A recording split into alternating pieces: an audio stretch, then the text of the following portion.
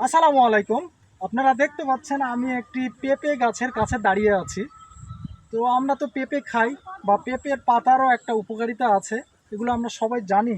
কিন্তু এই যে পেঁপে গাছের যে ফুল আপনারা দেখতে পাচ্ছেন, এই ফুলটা খাওয়া যাবে এটা কি আপনারা জানেন?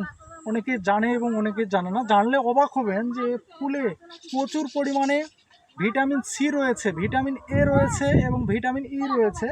এই জন্য আমাদের শরীরের রোগ প্রতিরোধ ক্ষমতা বৃদ্ধি করে।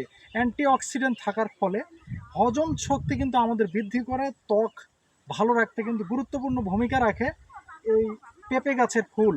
আর হার্ট অ্যাটাক নিয়ন্ত্রণে কিন্তু গুরুত্বপূর্ণ কাজ করে কিন্তু এই পেঁপে গাছের ফুল।